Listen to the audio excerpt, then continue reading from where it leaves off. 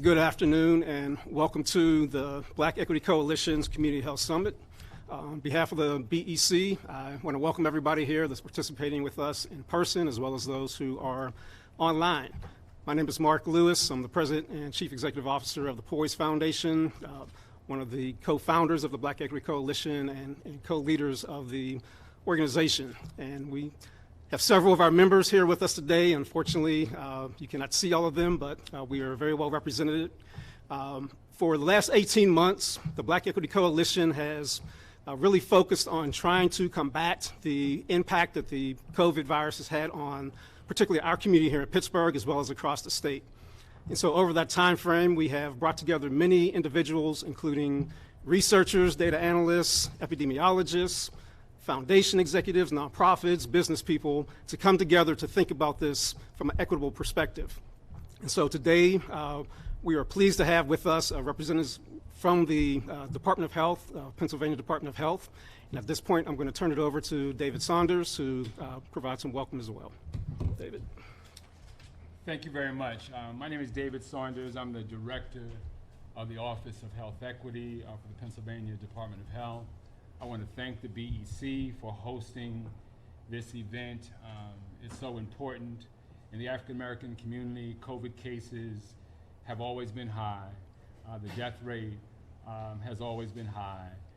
Currently, our hospitalization rates for African Americans across the state are also high. This event is crucial because as a collective, we need to figure out ways to correct misinformation, to dispel myths, and to increase vaccine confidence. Because I don't know about you, but I'd like to get back to life. The work that we do today, the discussions that we have today can truly save lives. The work that the BEC has done for those 18 months here in Allegheny County has saved lives, and the work that they will do statewide will continue to save lives. And with that, I want to kick the program off to Fred. Good afternoon, everyone. This is an exciting moment in our history. For the past 92 weeks, this group of stellar stakeholders in this community have banded together to provide services to many people who didn't even know we were at the helm trying to help circumvent COVID.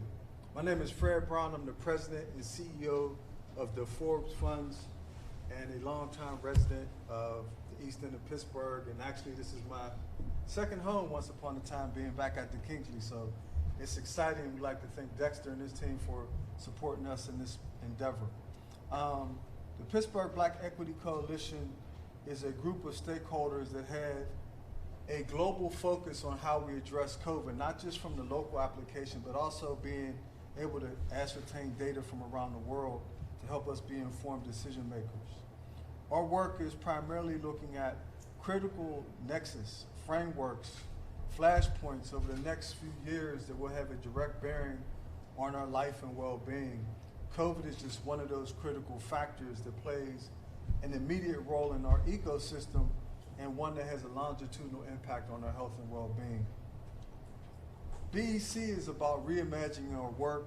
The cross-sectoral application of epidemiologists, epigeneticists, bioethicists, researchers, funders, stakeholders, and community partners have brought together a series of people and thought leaders who have functioned differently in many different sectors, but through this effort have merged together to create a new ecosystem.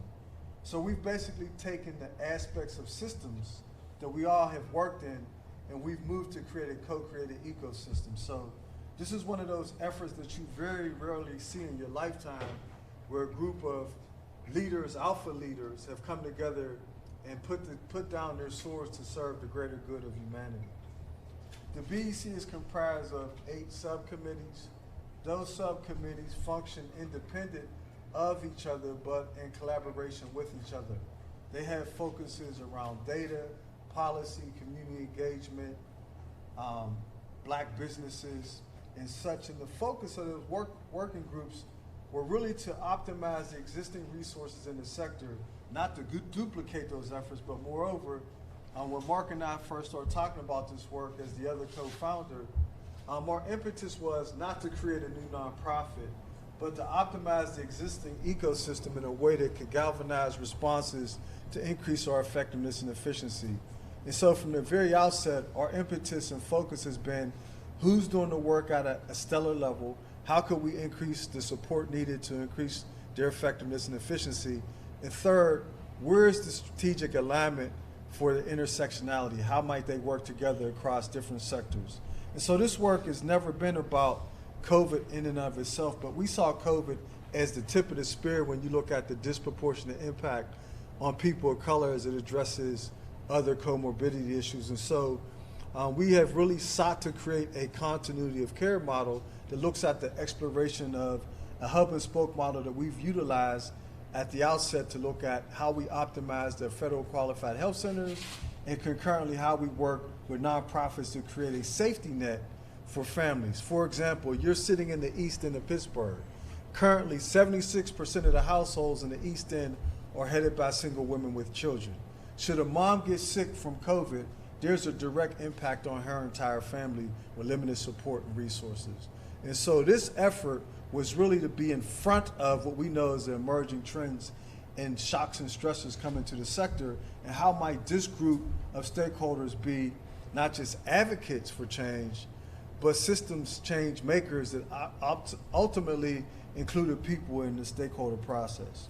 And so BEC has an impetus focused on the social determinants of health. Why? Because it's a simple way to track our efforts and make alignments across multiple ecosystems. When we talk about this work, before COVID hit, many institutions, in particular the nonprofit sector, functioned in silos. COVID changed that. It forced many of us to work together in ways we've never considered before. In addition to that, in the city of Pittsburgh and Allegheny County, the foundations got together at the outset of this and pledged $10 million to the sector. That $10 million will not be replaced in the next grant cycle. As such, nonprofits will have to consider how they do more with less. And one of the ways we sought to do that is by optimizing this current model that we've put forth. And so when we start looking at what is the role of economic stability, it's very important that we use what's happening in the sector, looking at the Marshall Plan for Middle America, looking at the Just 40 effort that's coming out of the White House. All of these things are already in motion, and some of our major contributions has been how can we get federal government, state institutions, and county execs to look at how to make regenerative investments in people and not transactional ones. And so our work around economic stability is ultimately how does this effort at its outset serve to be regenerative? How does it invest in people? And at the conclusion, when this resource has been exhausted, what's left as an infrastructure for communities of color? And so when we start looking at education, we've also worked with PPS, Pittsburgh Public Schools, Pittsburgh Technical College, and Community College of Allegheny County to create what we call an education ecosystem. We really looked at recalibrating, realigning systems that they might serve the greater good of opportunities in our sector. For example, our city is being globally recognized as an artificial intelligence and robotics sector. However, people of color's participation in that field is limited. And so these efforts are not just about reacting to opportunities, they're about creating alignment within Southwestern PA that builds the opportunity for transferable jobs in the 21st century global economy. And when we start looking at the role of social and community context, I can look no further than this group of stakeholders that constitute the huddle. The huddle is what we would call the brain trust of the BEC and have been working together since its very inception. And it represents a cross-sector of community leaders and stakeholders that have put down their differences to serve the greater good of humanity. As a result, you now see that work that Mark alluded to over the past 18 months is representing something that I don't think we could have did without a galvanizing force like COVID that brought us together. And so when we look at health and healthcare, the BEC represents that ecosystem. And so today we wanted to share with the city, the state, and other counties, this is what we've pioneered to do. This is not an event, this is a process. We're sharing this with the entire region in an effort to build coalitions, collaborations, and strategic alignments. We are not telling people what to do. We're not advising people how they should be and what they should focus on. Moreover, we're sharing with people what we've responded to, both from a proactive and reactive way, in a sense to create hope in the community that not only addresses them being actors in the change process, but also participatory in how they see their way moving forward. And so when we ultimately look at neighborhood and built environment, we also want to look at something that Dr. Noble always refers to as sentinel surveillance, how we're looking at wastewater as another indicator to assess how might we be made aware of spikes in COVID in communities, as well as other factors that we are alluding to in the presentation. Ultimately, when we started this work, we expressed this to Dr. Levine and Dr. Bogan that we thought COVID was the tip of the spear and the other comorbidity factors were constituting the other aspects of our work.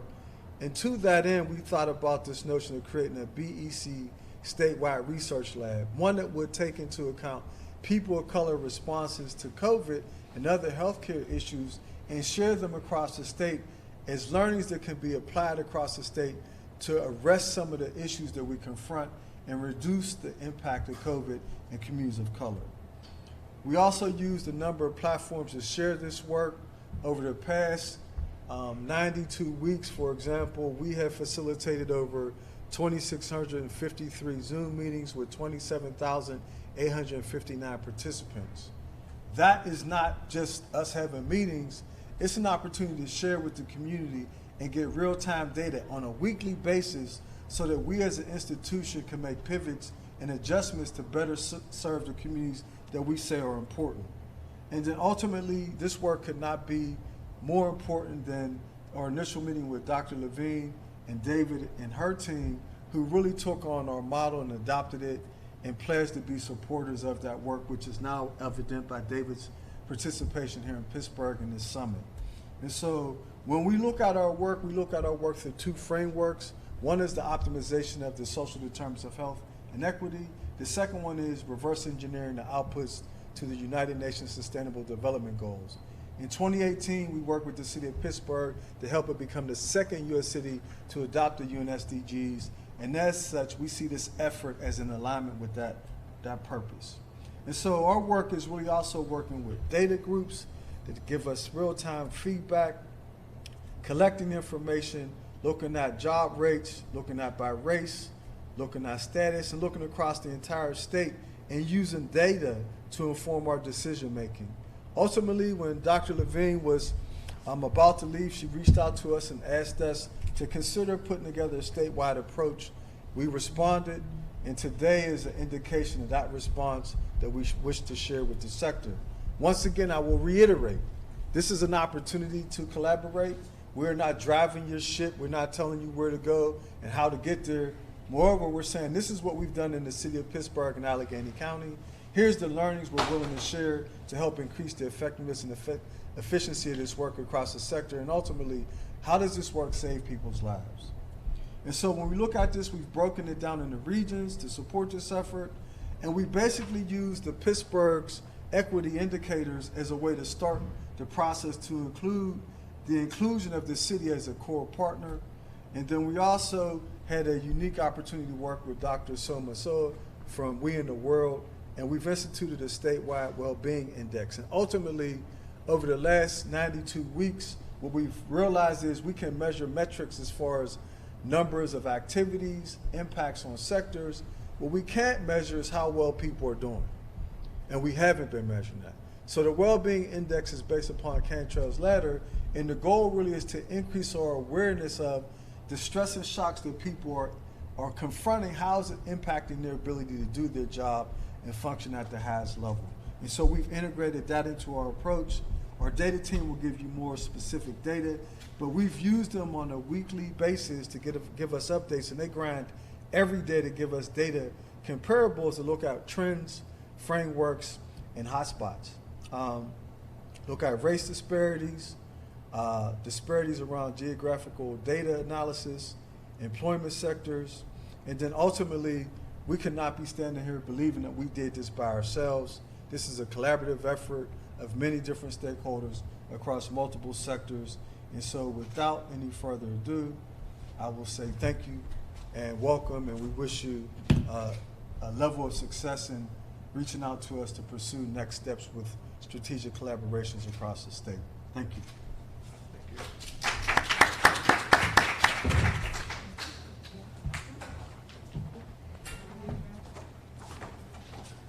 So Fred mentioned very early on that when the coalition formed, one of the key decisions we made and one of the key factors in the success of this coalition over the last 18 months was to create a data team. As we've all seen through the last year, year and a half, maybe even longer, there are all types of information out there about COVID. There's all types of information about the vaccine. We've heard myths, we've heard stories. At the end of the day, the data is the data, and truth is truth. And so very early on, again, we created a data team which included a lot of different stakeholders within our community. Several individuals from the BEC Huddle team have been involved. We've also had University of Pittsburgh. We've had Carnegie Mellon University, Fourth Economy, other researchers come in and out of the group as well. But on a twice a week, we get together and really go through the numbers, not just at a 30,000-foot level, but bringing it down to the neighborhood level, understanding who in our community has been tested, who in our community has received vaccines, and that data informs us of strategies of how best to react to that. And today we have two of our data team members with us. We have Bob Gradick and Steve Saylor, both from Western Pennsylvania's data research team at the University of Pittsburgh, and they're going to share some information with you at this time.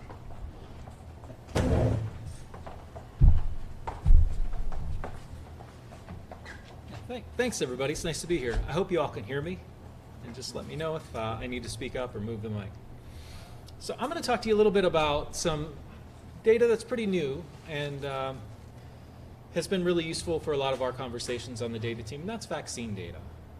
And I'm going to talk a little bit about where we stand. I'm also going to cover a little bit about where we are with the pandemic right now, and then we'll talk about how you might be able to use the data that we're going to show you in your work across the state or Commonwealth. And so I've been involved with the data committee since the onset of the pandemic, way back to last April, and it's been a really nice way that we've been able to work across disciplines. So we meet twice a week, virtual calls. We have epidemiologists, health professionals on the call, elected officials, technologists, data stewards, members of the philanthropic community, and then also researchers and analysts. And we get together, we come up and look at the data and figure out what it means and talk about data that we'd like to have to answer more questions. And I think it's really important that this work is led by Black members of our community. We are supporting it as allies, and we're really glad to be at the table. And just background for the data committee is that we've been a real advocate for making timely and usable data about the pandemic available to everybody so that we can work to stay safe.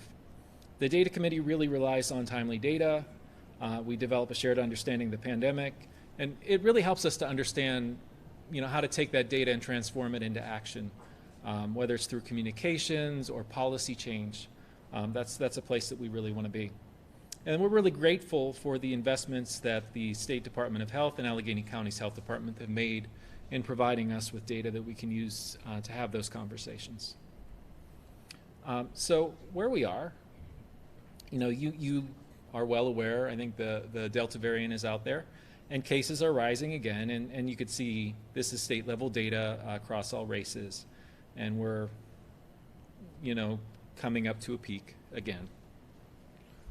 But when we break that down, I think one of the things that having disaggregated data by race from Allegheny County is it really allows us to take a look at the dynamics of the virus and what's happening. And I think since the peak last December, the highest peak, we are seeing a higher number of young people composing the people that have been infected. So you can see this chart here shows that in December, about half of Black residents of Allegheny County were infected by the virus, and now 68% of people under age 40 in that group. So we're seeing younger people composing the bulk of the infections now. And younger people, while they're not, I think like looking at this, I'm sorry, I need my reading glasses, I'm getting old.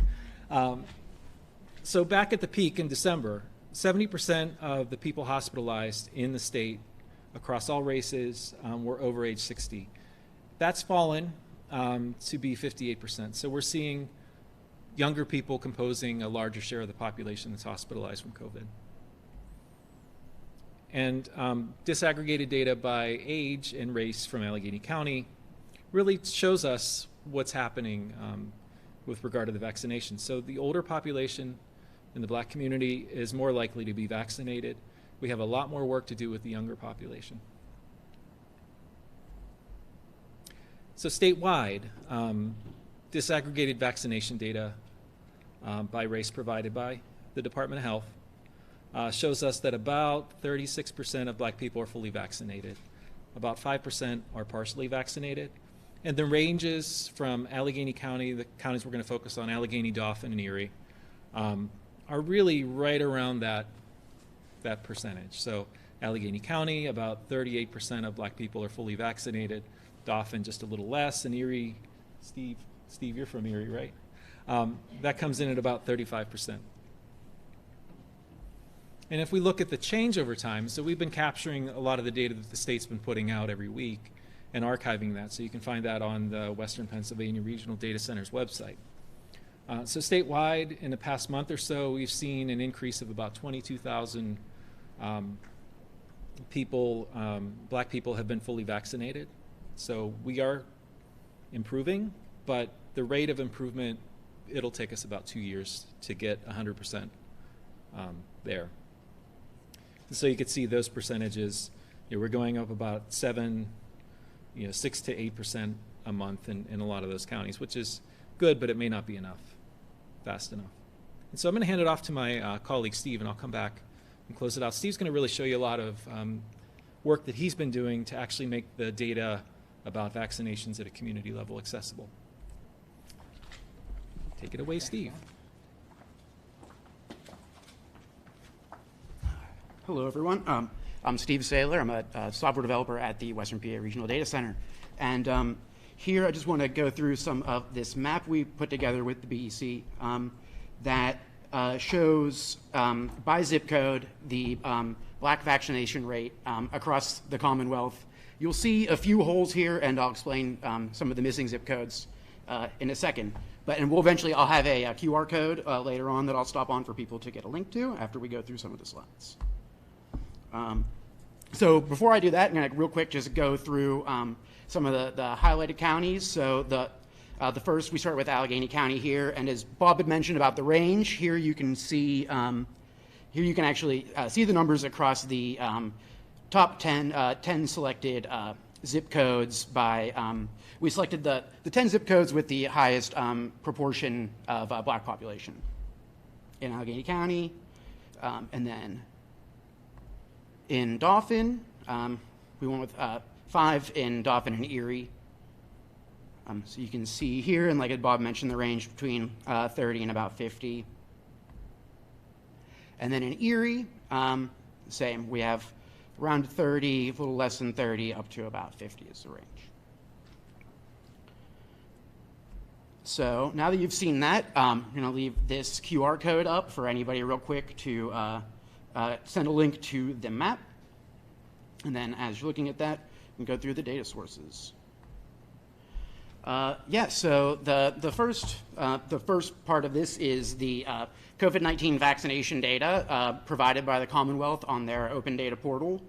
So what we do is we take that and we combine it over top of the Black population and total population from the American Community Survey. Now, one thing to note is that these population numbers are just estimates. They're developed through a survey, and then statisticians try and estimate population numbers. So what will happen is you'll have places where the vaccination rate or the number of folks vaccinated might be higher than the population estimate. And so that's where you'll see on the map, when you look at it, there are some zip codes that have greater than 100%, and that's because of just inaccuracies that we have to deal with in the estimates. In some really less populated zip codes, the difference was so extreme that we just removed them from the map because that they would have given the wrong impression, because it was mainly an effect from the lack of good data of population data. So another thing to notice, pay attention to, is that about 10% of the vaccine records have unknown categorized as race. So this is in cases where someone either chose not to enter their race or provide their race, or it wasn't an option available to select at that time. And so it's important to know that that number comprises some set of people across different races, and so the actual black vaccination rate does not include people who may have who may identify as black usually, but didn't have an opportunity or decided not to in this instance. About 10% of people fully vaccinated reported more than one race, and this we noticed compared to less than the 3% that we usually know. So there's some selection difference in how just how people are reporting race between these two different instruments.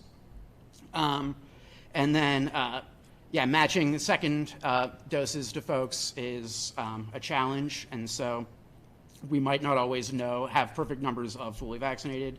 And then also, Philadelphia manages their own vaccine data, and so the city of Philly should be used for the source of that data.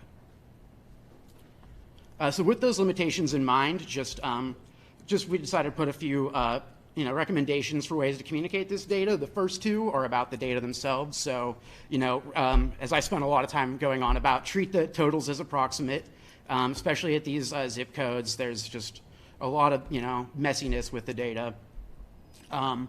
Let people know about the data context and limitations. So the data by itself can be worthless or maybe even dangerous unless you provide some context and explain, maybe why people might see numbers greater than 100% and stuff like that.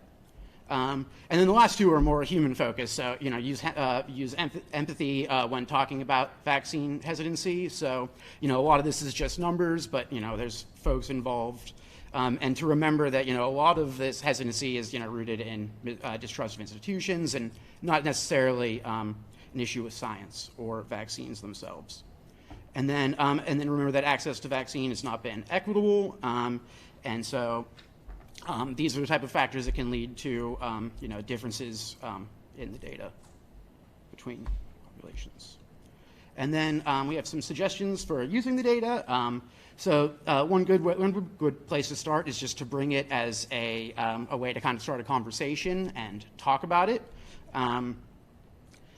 You can also, this data is good enough to track the kind of progress over time, because the limitations I mentioned stayed the same. So you can look at a zip code and see how it's doing next week, and it that gives you kind of an idea that you get a good idea of whether it's progressing there in the zip code. Target outreach and vaccination events. So if you're looking for places to have vaccination events, you might find if two zip codes next to each other and maybe one has a lower rate, there might be a better idea. It might be more worthwhile to go there. It's part of the decision. And then look for bright spots. So instead of just talking about numbers on a negative side, also talk about positive events, like find zip codes that have high numbers, or look for maybe find ways to tie into a story where like a vaccine event may have happened and a zip code has changed, and use those as kind of a way to use the data to tell stories of how that works in the world. And then, we have a whole bunch of different data sources here. So for when you have the slides, you can go through all of these, and that's it. I don't know if you need to do anything, Bob. Yeah, and I just wanted to say that if you need help with data, we're here with the Western Pennsylvania Regional Data Center. You can send us an email. We hold office hours most Fridays. You can drop in on those virtually. And you can find that link on our events calendar on our website. So I just want to say thanks for coming to town, and we'll see y'all soon. Take care. So let me ask you, do we ask questions now after each person or after the? We're going to do everyone, and then we'll do a panel and Q&A for First, thank you again to Bob and Steve. Again, our data group is extremely important across the entire BEC. Very early on in our process, one of the things that we noticed was that a lot of the data that was coming from both the state level and the local level was not disaggregated. And so it was very hard to determine any information by race. And our data team came together and really pressed upon that, working with the local health department, the state health department, to make sure that information was disaggregated. So when you hear information like 65% of Allegheny County has been vaccinated, that's great, but when you start breaking that down by race, you really get to the truth and understand that the black population is really under-vaccinated at this point in time. So our data group is extremely important to the work of our coalition. At this time, as Fred said at the beginning, this was really a coalition of a lot of different people coming together, not just researchers, not just nonprofits, not just for-profits, but our political community was extremely important in this process as well. And so at this time, I want to invite Councilwoman Liv Bennett up to give a few remarks.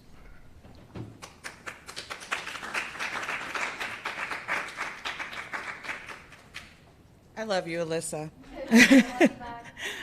So hi, everybody. This commercial break is being brought to you by PBEOC. We are the Pittsburgh Black Elected Officials Coalition that is comprised of city council, councilors, state reps, and county council. And as Mark said, we were a very integral part of the process of developing the BEC. So I'm Liv Bennett. I'm the Allegheny County Councilor for District 13 of Allegheny County, and also a part of the BEC Huddle, and the chair of the policy committee for the BEC as well. So on behalf of the Pittsburgh Black elected officials, we just want to say welcome, thank you for attending, and we look forward to the continuance of this summit. So thank you again.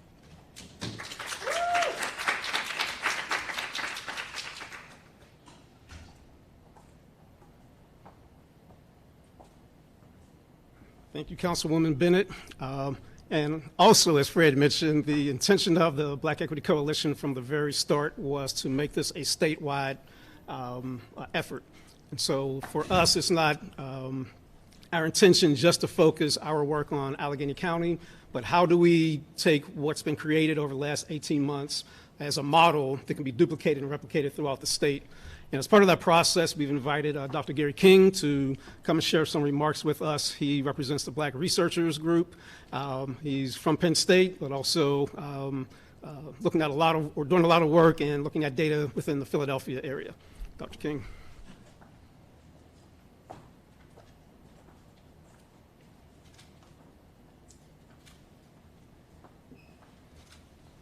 Okay. Well, good afternoon. Yeah, it's a pleasure to actually be here in Pittsburgh. I don't get a chance to come this way very often, but when I do, I certainly enjoy it. And it's always good to come back home in many respects. Not that I'm from Pittsburgh, but this particular context in and of itself is very familiar to me. I started out my career working with community organizations as a researcher, going back a few years, and going actually with the National Cancer Institute and some of the things that we have done, we did at that time, you all are still doing, and doing it very, very well. And I've been very impressed with much of what I have experienced in working with a number of people from here. And I can certainly mention names, and certainly Tiffany, clearly, Dr. Noble, Kelly, as well as others, and of course David, absolutely. We have been working together for over a year, and I wanted to have an opportunity to talk about some of the things that we have been focusing on at Penn State in collaboration with the researchers here. But I also want to state too, and I've said this to others as well, that how impressed I am and seeing how cohesive the groups are in Philadelphia and Pittsburgh, and comparing that to other parts of the state, and I won't name them, even though I just did. This is it's amazing, and it is very heartening to see the types of work that you all are able to accomplish as a coalition. And certainly Fred Brown and his leadership, it's what assures, is something that we all can appreciate. So I just wanted to say those sort of things before I actually begin. Let me start out by just presenting sort of an overview of some of the things that we're going to be talking about this afternoon. And these are some of my colleagues at Penn State. Dr. Gamato, three students here, Matt Santos, Andrew Rollins, and Alexis Kell. And we have been looking at not only vaccinations, but the COVID pandemic and since last year, since it actually began. And it's interesting, the researchers at the University of Pitt, they are using some of the same zip code classifications that we're using, and Philadelphia is very different from other parts of the state, and I'll get a chance to show you that. And it presents other types of challenges, as well. But nonetheless, I think we've been able to make some progress and been able to do some things that we think are useful to researchers generally, but more so to policymakers and those who are interested in arresting this particular pandemic on all levels. So with regard to what I want to do now, I'll do this quickly, and I won't waste a good deal of your time, but do want to talk about the COVID and vaccination data that we have, and then just present a couple of slides. And also the Black Research Consortium that we're beginning, and that we've been working together, and we've been meeting sometimes bi-monthly, and getting a chance to learn from each other, to learn each other. And it's always good. It's the first time I've had a chance, outside of the Zoom context, to see some of my colleagues. So it's always a pleasure to actually do that as well. But the kind of things that we've been focusing on are things that are very important to African American communities, not only in Pittsburgh, not only in Philadelphia or Erie or Chester, but throughout the U.S. And it is very important that we as researchers take a particular position, a particular perspective about this, and enrich the data with our own personal experiences, as well as with our insights. And so, having a chance to work together, as a collaborative group, is really something that enhances my own ideas about how we can go about addressing this issue, as well as moving forward and advancing the actual science. So the focus on the COVID pandemic and vaccinations. We also have been having a chance to do some statistical analysis, but primarily focusing on Philadelphia. And Philadelphia is quite interesting, and I'll talk about that. And it's interesting from a number of perspectives. It is, of course, the largest city in the Commonwealth and has the largest population of African Americans. But there are other cities as well, and we want to turn our attention to those other cities where the Black population is not necessarily predominant, but certainly represents a fairly large composition or constituency.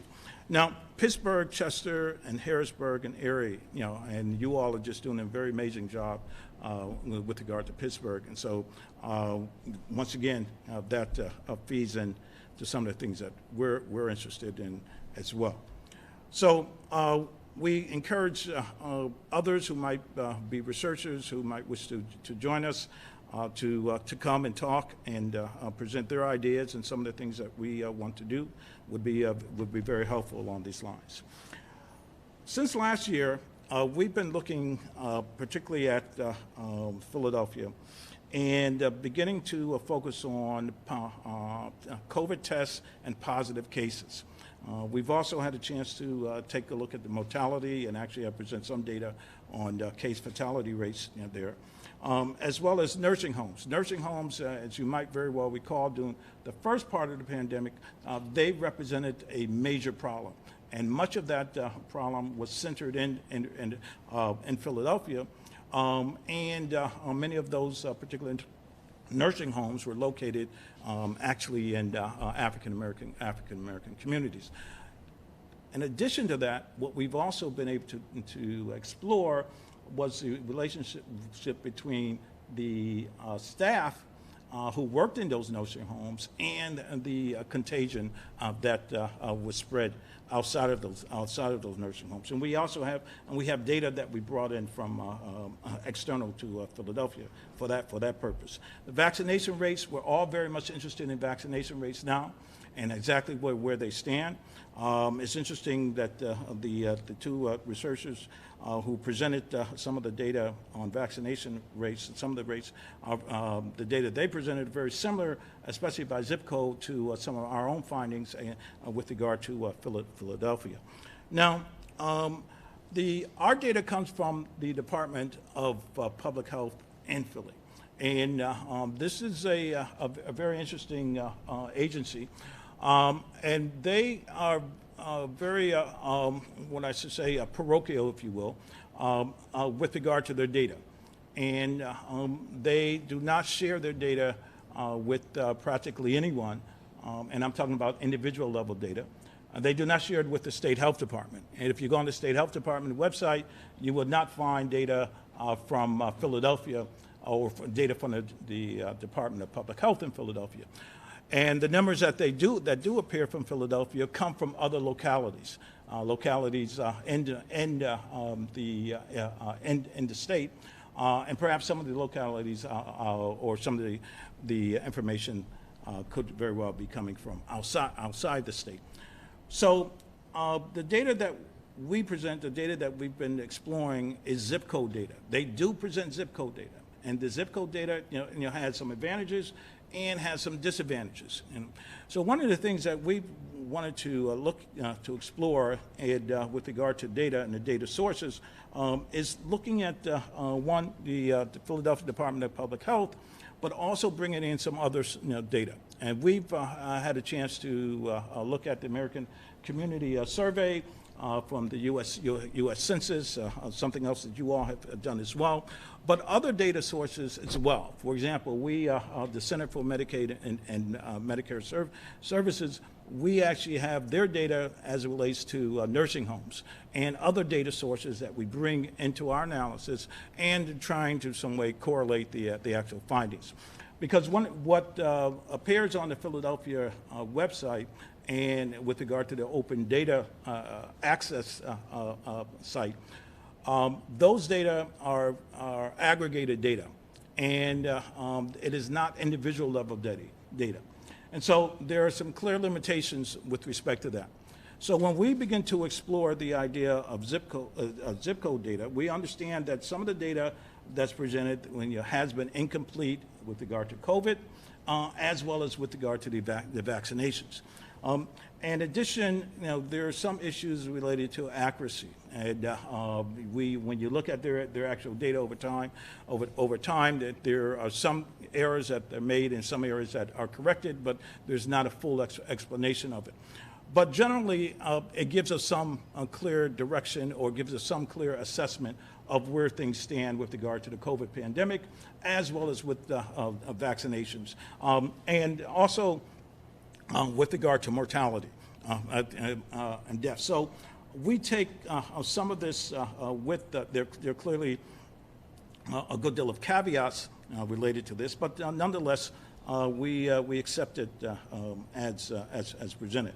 So when we looked at, when we began to look at Philadelphia there, we began to explore it in terms of African Americans, zip codes, and non-African American zip codes. Well, what do we mean by that? Well, we started with the cutoff of 50%.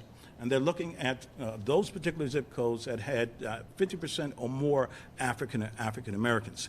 And we came up with 16 different zip codes. And so we compare the vaccine rates, we compare the COVID pandemic within those particular zip codes to those non-African American majority zip codes, and there are 25 of them. And so altogether, there are about 46 of different zip codes that we've been exploring, all told, and looking at some of the disparities that exist. And you can't see that information that exists there. But one of the things we have done as well is that we focus specifically on looking at African American zip codes, and because we wanted to get an idea of what was going on within those particular environments, exclusive of any type of comparisons.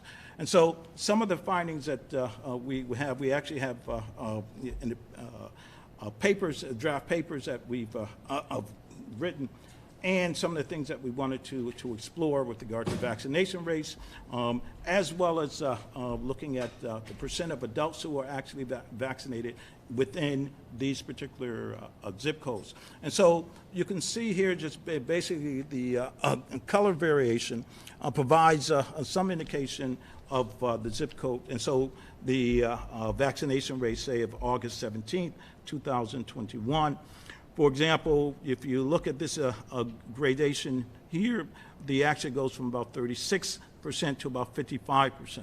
And what we've also been able to do and is also correlate this with socioeconomic status, as also there are a number of other variables that we've begin to explore to find. And so one of the other things that we do find is, with regard to Philadelphia and the actual zip codes, is that there are about 3 or 4 variables that are highly correlated with not only the COVID pandemic, but also with vaccinations. And one is clearly the number of African Americans, a number as opposed to a percent of African Americans in a particular zip code.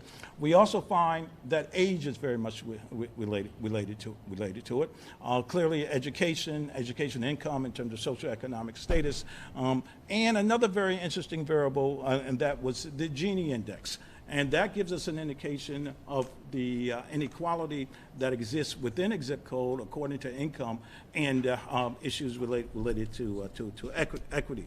So there are clearly some structural issues, some structural problems that are identifiable through these data and through part of our analysis that becomes of primary interest to us. And well, I won't talk about this one because this it has both partially and full vaccination rates. Now, I do, however, want to just mention very quickly this particular slide, because this slide is something that's interesting in terms of our analysis of the COVID data with regard to fatality rates. And when we looked at it with regard to mortality, case fatality, and what we found was some very interesting results in terms of differences or discrepancies between those zip codes that are African American and those zip codes are non-African Americans, especially during one time period. What we did was we looked at a time lag of about 14, 28, every a 7-day period, all the way up to 70 days. And this is presented here as well. And what this, the actual line here represents the actual difference, the equity difference. We won't go into actually the specific details, but as you can see, it declined toward the end of this particular period in terms of case fatality, and that is the proportion of deaths that were associated with COVID cases. Now, this is interesting because it does show that it did decline, but it never reached parity or the same level as with of non-African American zip codes. And some other data have been associated with that.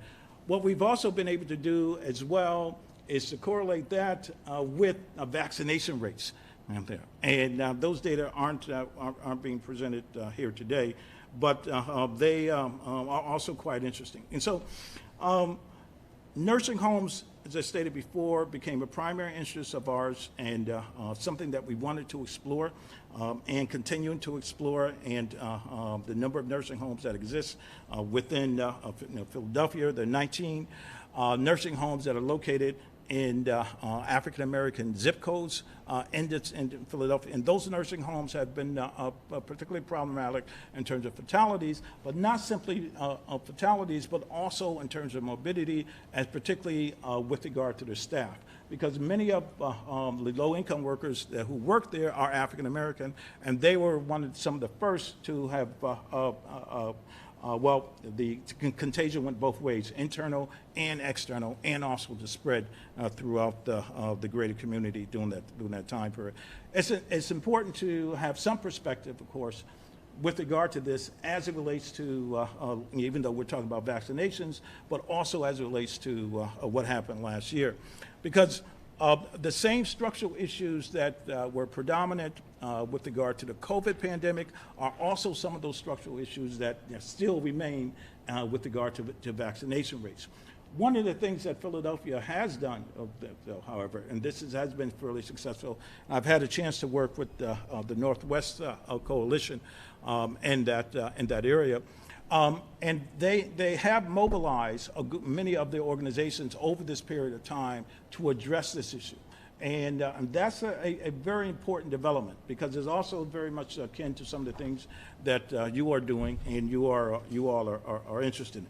Lastly, I just wanted to present some of the things that we're continuing to focus on. And that is the challenges as it relates to the Philadelphia data, and that the individual level data. We're hoping to have some discussions with the Department of Public Health so that we have access to that individual data. But at the present, we do not. But the COVID data is available. The vaccine data is available, by zip code. That presents us with some information, but it doesn't give us the types of validity and reliability with these data that we really would want. We're also doing some other more sophisticated statistical analyses, and also looking at the correlation between COVID vaccinations, and once again focusing on case fatality analysis. So this gives you just a general overview of some of the things that we're embarking on, and some of the things that we've been working on even more recently. Okay. So thank you, and I'd be happy to address any questions at another time. Okay, thanks.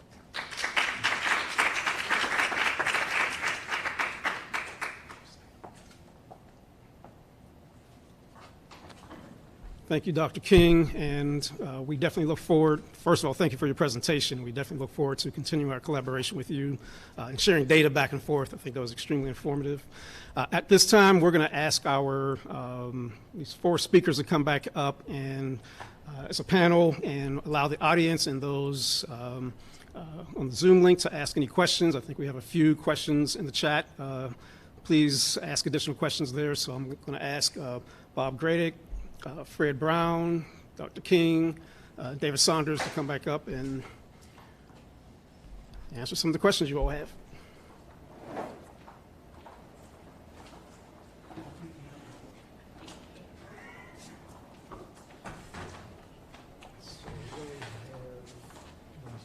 Two of you can be around the podium so we can see.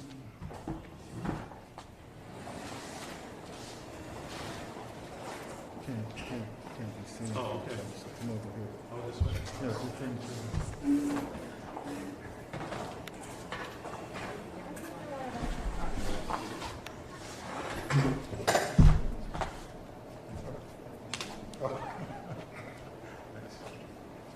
All right, we're going to start with our first Zoom question, which is, in collecting state data, has the state considered using the area deprivation index instead of or in addition to zip codes? guess that one for me. Yes. I don't believe that is something that we have considered at this particular point. We will take that under advisement. And the second, Can I just- absolutely. That's something- We actually have done some of that. Oh, your group has? Yes, we used an index, the ADI index, or the ADI measure is one of the deprivation measures that we've used, and I'm trying to correlate some of our findings with that. And so- Dr. King, would you like to, for those of us who are a little less data savvy, explain perhaps what the ADI is? Oh, okay. so Well, that we can- it sounds interesting, but I don't. Yeah, okay. All right, well, there are a couple of different measures, or different measures of area deprivation. It's area deprivation index. And we started with using the Gini index, which was a part of the American Community Survey. But we went beyond that, and there are other indices that we're still exploring. But the ADI is one of them, and we found there to be a very interesting correlation there, because it also is, we can use that information with actual zip code data, and which makes it very interesting. I don't have any findings related to it, but it is promising. It's something useful. Dr. Gary Webb? Yeah, I just wanted to mention that we also have looked at, in our report with the RAND Corporation, looked at a social vulnerability index that's similar to the CDC index. And so we can share that because we do have that data specifically for Allegheny County area. And I would like to point out that the paper on that is can be linked, can be found through our website, which is blackequitypgh.org, and you can go on there and download it under the publications section. And actually, I want to correct myself.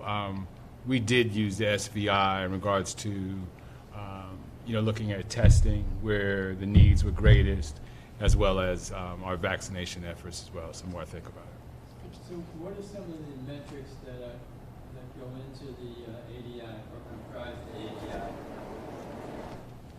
ADI? I'm sorry, what are some of the methods that we? Metrics. Well, it's a what we call a composite index, and it uses different. I can't tell you exactly, but it uses different socioeconomic status measures, such as income, such as education, and it correlates that with the actual person or the group that developed it.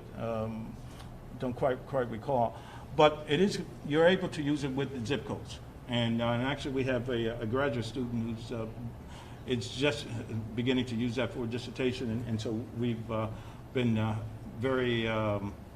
we've been taking a good deal of his time, with respect to it.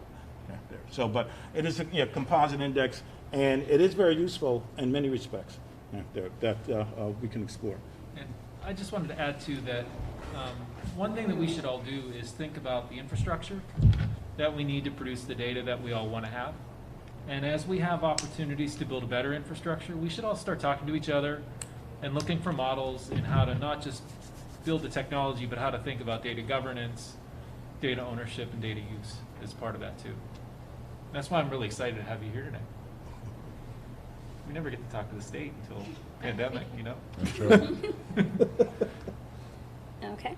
We've got another question that's data related, and it's wondering whether race and ethnicity are self-reported or perceived, or if we're looking at both, because it's a gray area and we're missing some data metrics there. Yeah, I think when you fill the form out, it's self-reported. I know there might be some efforts to link data to other administrative data systems, like Allegheny County was able to do with the case and testing data to fill in a lot of the gaps. So they were able to reduce the percent of missing race and ethnicity variables, going from like 35% down to about 10%. So there's the ability to link that data, but again, it requires us to have the right data systems and the right people in place to do that work. And I know the Philadelphia database is also self-reported from the Department of Public Health. I've actually looked at that form that they actually have, that they use, and individuals decide what particular group they want to to belong to. Follow-up question, has anyone contemplated any community outreach efforts on the importance of reporting that for good data? I know that there are a lot of people that I've heard like, well, I don't want to check a box because, you know, around that same kind of distrust, and hesitancy issue. Are you going to go in the back and grab me the bad vaccine if I tell you that I'm black and it's on the paperwork? Just curious as to whether or not, but obviously that doesn't help. We're happy that you're vaccinated, whether reported or not, but obviously that kind of makes our data work a little bit difficult. Has anybody contemplated any outreach methods about around that, or pros or cons of that? Well, I think the state actually had a major problem with that at the beginning, particularly with regard to COVID data. And there were one of the issues was that they had problems collecting data on race and ethnicity, and that there was a very large unknown category, right? And that unknown category they could not, and that unknown category was particularly problematic with Hispanic and African American communities, and so at that level, you know, they initially, you know, could not really present the data by race and ethnicity in its fullest context there until they actually did some other things. David might. Well, it's an issue that we have been trying to address since the beginning. Our system for collection of data is somewhat antiquated. So it's at that level. So it's an infrastructure piece to a certain extent, and it's something that we're trying to address.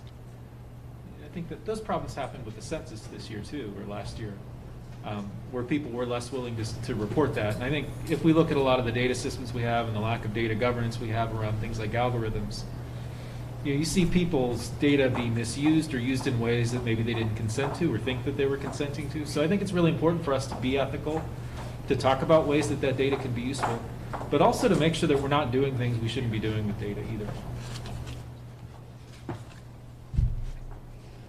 I've got a question on how one would go about collaborating with the Department of Health Equity. I guess that's you. That would be good. Well, that's pretty simple. Reach out to us via email, David Saund, S-A-U-N-D, @pa.gov. We are all for collaboration. It's very much needed. So pretty simple. And where our Office of Health Equity has a website, fair amount of information on that website, and you can go there as well and just reach out to us. Any recurring meetings for folks to get linked into? So kind of deep into that, yeah. Every other week, we have a health equity response team call. And we've had that call now since April of 2020. Many of the BEC folks around the table also join us. Dr. King and Noble have joined us in the past. We've had presentations from the BEC and individual members. It's a large group of folks that are on our listserv, and we would love to have additional members participating as well. So thank you for reminding me. And I'll go on down the list. How would one go about getting connected to the Black Equity Coalition? Are we open to new members, new partners? And what might that look like? That's a great question. The BEC for the last 92 weeks has sought to respond to this social phenomenon by optimizing existing resources in the sector so as to not duplicate effort but to better streamline those. So there are a multitude of opportunities to collaborate with us. As mentioned earlier in our presentation, our job, as Mark and I see it, is to provide, raise, and explore resources to support the great work being done by people on the ground, and where applicable to reduce duplication of effort by creating new systems that interface in a different way. COVID has changed the way that we can respond as philanthropists and as community activists. No longer is it a single point of contact. Moreover, it's a constellation of a myriad of things that drive multiple stakeholders to be at the table to address issues from multiple perspectives. And so thus is the reason the BEC has 8 subcommittees, and the way that anybody can participate is by speaking to a co-chair to gain access into that group. On occasion, the huddle does receive presentations from groups that are in alignment with the core work that we're doing, and where there's an opportunity to expand, such as the partnership we've created now with Philadelphia in that group and other university partners over the last 18 months. It's really been about co-creating and asking people to bring their best to the table. And I would say that this cannot be done without resources, but for the yeoman's effort of this, for the most part, it was done on the backs of the people in this room.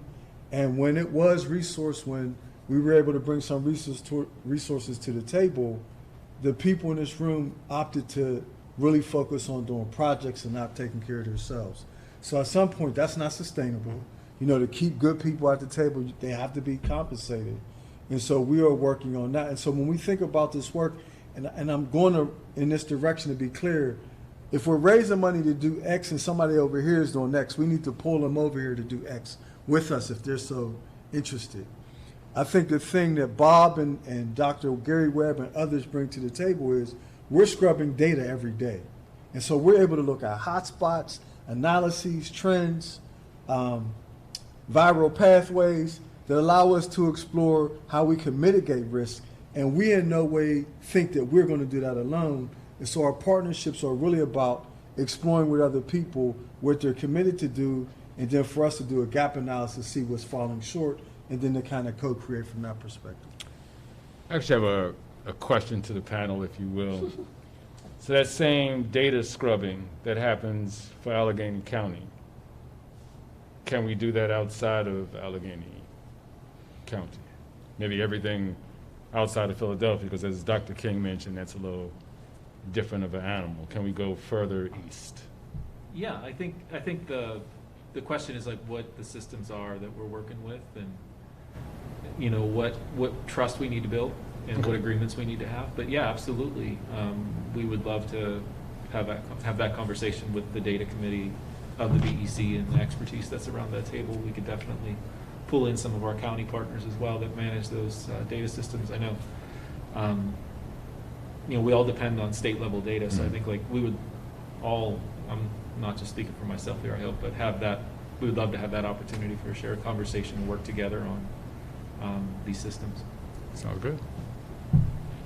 And Dr. King, is the Black Researchers Consortium interested in additional partners, and how would anyone go about? Oh, I believe we are. Absolutely. That's something that would very much be a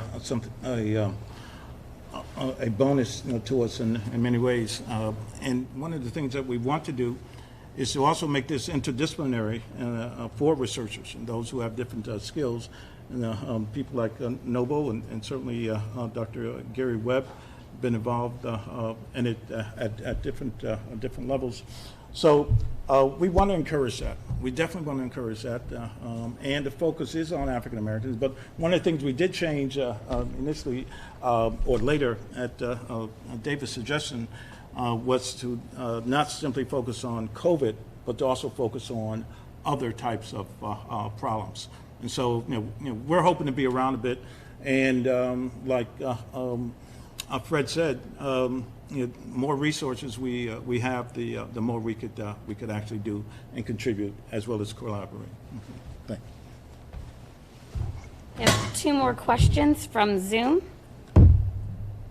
The first is, is the data able to be broken down further by zip code or other factors? Is the data hard to find? To answer a question or 2 for presentations. Depends on the data. Okay. So some of the sources that we have linked in the presentation,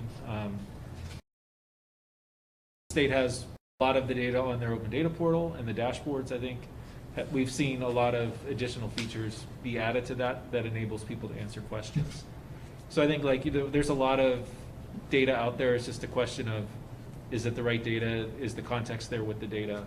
those are always questions that people can ask either, members of the data committee or us at the regional data center, or if there's a person that they trust at another academic institution or around their community as a data intermediary. Like those are all places to ask and look for help. And the next question is, there remains an extremely high rate of vaccine recipients reporting other or multiracial as separate than unknowns, and it's high relative to the corresponding racial categories within that census tract. Do you have any explanation or any theories as to why that's happening? Because you're the data guy. I don't have a good answer for that I one. haven't seen that as a major problem, at least not with the data in Philadelphia. Philadelphia is clearly a multi-ethnic city, and in fact, we have data that represent areas in which Asian Americans, Hispanics, as well as African Americans and others, actually live. There isn't a very large unknown category or multiracial category there. It clearly, that is a group that continues to grow. But how they identify or how they present their identification by way of to the Philadelphia Health Department is how it appears in their data set. But we haven't found that to be a major group, to be quite honest. Yeah, I think I've seen some things come out about the census too, where people are changing the way they identify and report things, whether that's due to a lot of the genetic testing that's out there. I've seen that as one explanation. A lot of cases too, the data systems allow people to actually describe who they are a little bit more accurately too. So it's just the reality of it, and it might make the data analysis a little more complicated, but we'll just have to deal with that. I will say this as a non-data guy, that disaggregation of data, even for the African American community. So you have African Americans that were born here in the U.S., but then we have Africans, obviously, that were born outside the U.S. You have the Latinx community is not, is primarily here in Pennsylvania, Puerto Rican, but there's also folks from Mexico, Guatemala, other Latin countries, and you could go on with other ethnic groups as well. And to get down to targeted interventions, the more we know, the better we can provide service. It's something just to kind of continuously work towards having as much information as we possibly can have. So, I would just add that there are historical trends and shocks and stressors that mitigate why we don't get data the way we could or should. And so this is not just about turning a switch and adding a few lines to get more data. I think what should be underscored in this moment is we need to build trusting relationships with disenfranchised communities, because COVID is only one of many factorial dynamics that contribute to disproportionate impacts as a result of COVID. And so that's not going to happen in an event. It's not going to happen because we add a line on the census or on the survey. It's going to happen when more people decide that they value and the system values them, and there's a reciprocal relationship. And so as we do this work, I would just ask all of us to consider, how might it look different? How might it be different? And what are the ways we can include people in the planning, implementation, and evaluation process, so they don't feel like something's being done to them, but they're actually a part of a process. And then I think the second thing is we have to spend some time around the alternative narrative. There are groups of people who will not get the vaccine. And we're acting like everybody's going to get the vaccine, and that's not the case. And there's not been any energy, resources, or time of a significant nature to address the counter narrative. And I would say that's another important factor, because I know the work that Urban Can has done. When you watch the videos and you see young people, one young person starts off saying they was going to get the vaccine. By the end of the exchange, the same person said, I'm not going to get the vaccine. And so it is important for us to discern what what are the triggers, the levers that people are using to make that decision, and how might we better inform them so that they can make informed decisions? And the only reason I keep saying this is that's not an event. Yeah. I'm not going to trust you just because I met you one time and you say you should get this vaccine because statistically it will save more lives. Well, the Tuskegee experiment didn't do that. Yeah. The Mississippi Undectomy Project didn't do that. The sterilization in prisons didn't do that. There's a history of dominant culture pedagogy that have imposed their will on people of color, and we have to do a different job, create a different narrative to rebuild those trusts. Any questions from the Dr. Noble? Can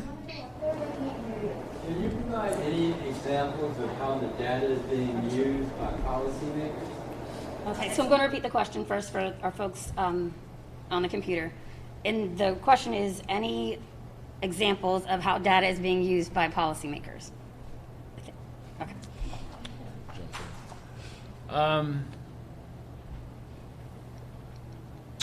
I think that it's still yet to manifest. I mean, it's yet to get to that policy level.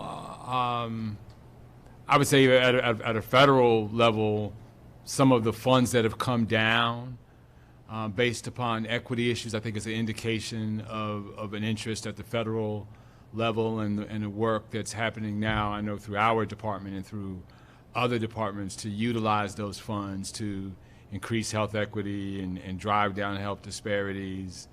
I think is an indication of seeing where we are with that data and basically putting our money where our mouths are at unprecedented levels. It's not all that we could use, but there's been a great shift recently. So we're happy to see that. David, I think I mentioned Representative Kinsey in Philadelphia. Please, yeah, okay. Representative Kinsey and Stephen Kinsey in Philadelphia is one of the representatives that I've been working with over this period of time.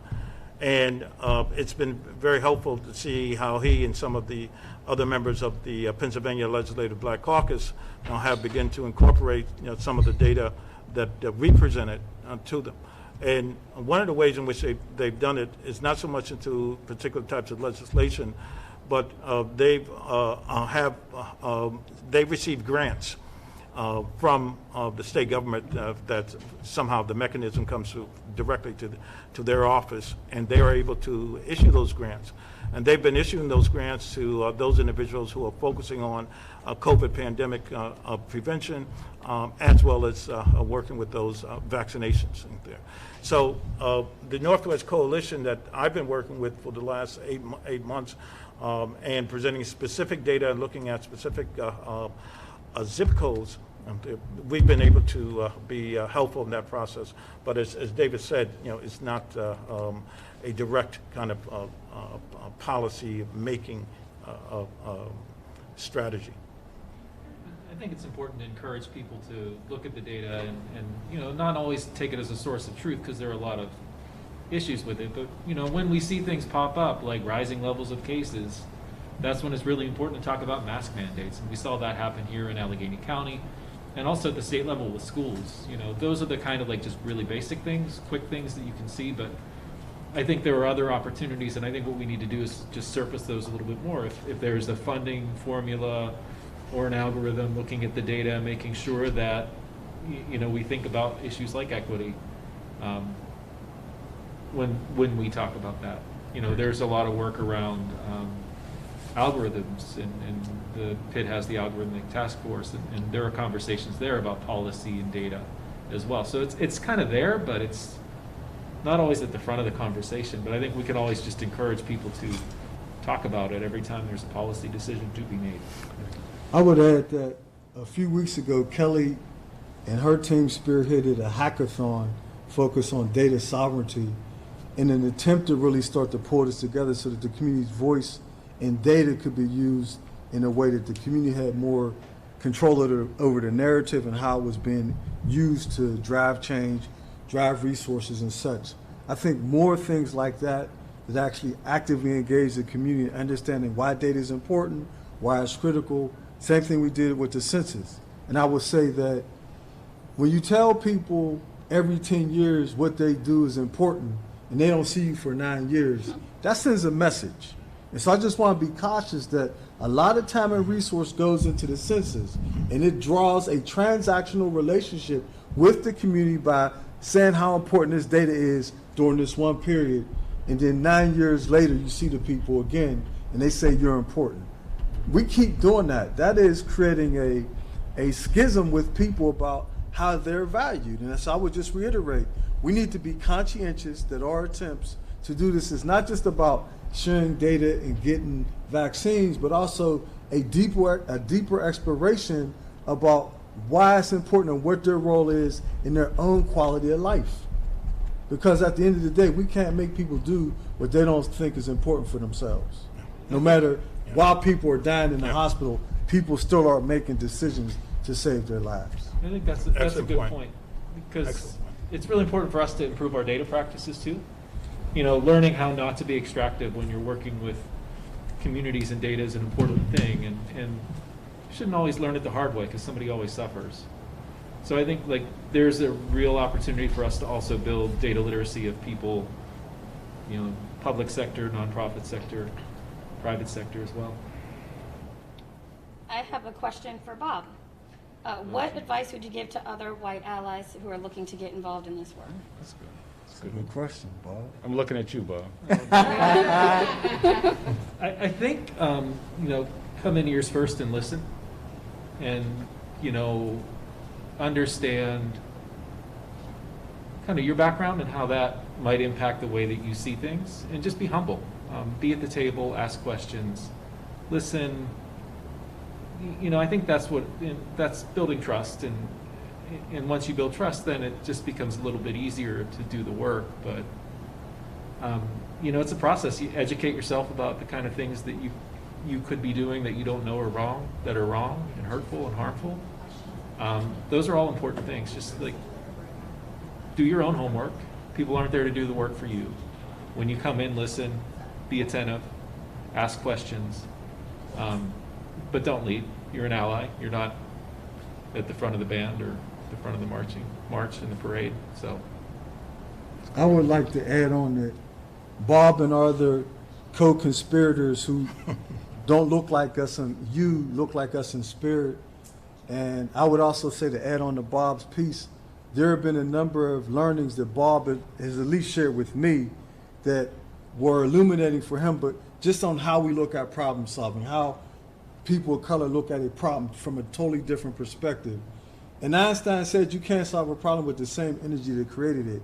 It allows us to explore solutions from multiple perspectives. And I would add on to Bob's statement, be courageous enough to say, I learned something new to people of color, because it validates that we are valued even in this space.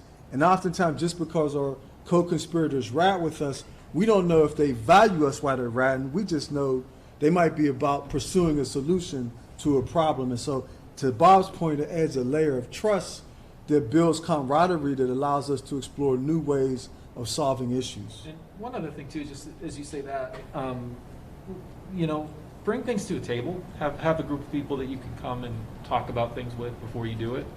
But then also understand that you will eventually need to put yourself out there and take a stand, and not just kind of be there talking about this stuff. You might have to take a hit from somebody else, and that's okay. You know, you should be prepared to do that if you're looking to be an ally. Use your voice. Excellent answer to a great question. Another one, possibly more directed to Fred, would be a question about specific efforts that are being made to develop relationships and trust to improve health in the Pittsburgh area. I would say that my colleagues, including Kelly, Dr. Gary Webb, Dr. Noble, Mark, and other stakeholders, have on a daily basis been on the ground since ground zero. Those frameworks, those constant efforts, and Toksi, who's in the room as well, have really created a space for us to learn more deeply about what's going on with people and what do they need. We've done a lot of listening. As I said earlier, we facilitate a weekly calls for community solutions, but no action with information is dead knowledge, right?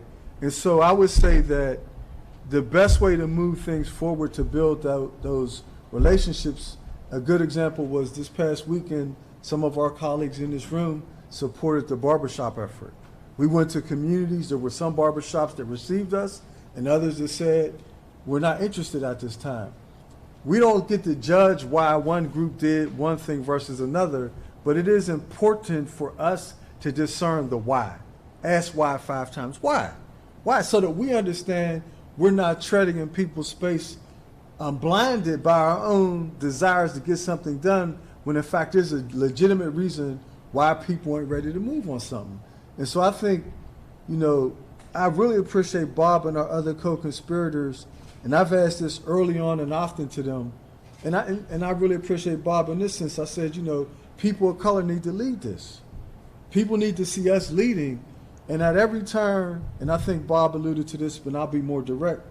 Sometimes white colleagues have went to Bob and Bob have steered them back to us, right? That doesn't always happen. That's when you know you have a real colleague, because Bob could have easily said, I can answer that. But he said, you know what, that's not for me to answer. Let me steer you to the people who are driving the ship. I'm on the team, I'm a valued stakeholder, but they're driving the ship. Those are the things white people need to do to help us. We ain't asked to be saved by white people. We can save ourselves. We just need support and resources and optimizing technical tools to increase our effectiveness and efficiency. We have ideas, and they come from the community, and the things that we want to do is not even at the BEC level, is we want to raise up solutions that come from the community at the grassroots level, because some of us have taken this up. This ain't our full-time vocation. And at some point, it has to be handed back over to the community. And you can't take the amount of work we've done over the last 18 months and dump it on the community and be like, here is your responsibility. There has to be a bridge. There has to be a framework for that.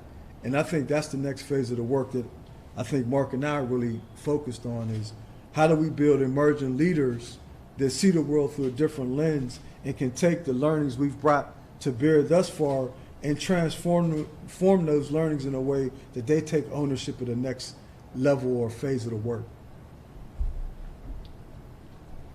Any other questions from the audience? No? Okay. So our robust Q&A, which I think was wonderful, has eliminated the opportunity to have a robust breakout session, but that's okay. That's okay. So we're going to close out a few minutes early, but I want to make a couple of announcements before we do. One, I've already kind of directed folks to our website, which is blackequitypgh.org.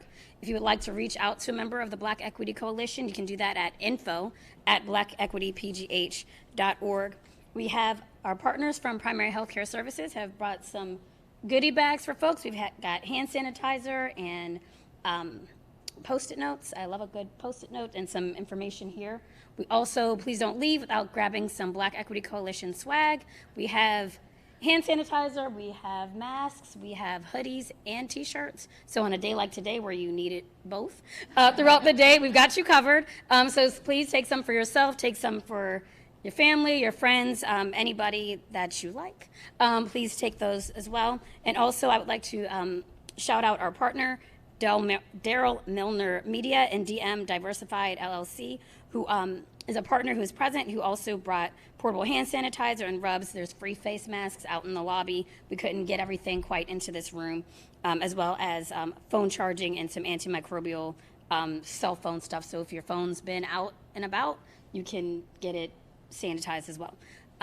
So I don't know if there are any further questions. Yep. Do you want to come up here?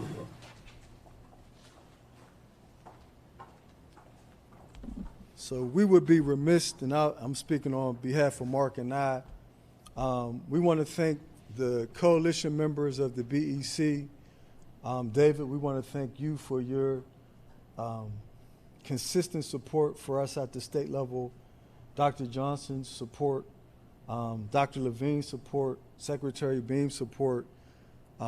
We in no way thought that 92 weeks ago we would find ourselves sitting at this point, but today we are. We don't make excuses for standing in the face of adversity with the idea to resolve social phenomena, but we are asking people to consider how they might partner with us and or other people, because today's challenges are going to have a direct bearing on the rest of our lives.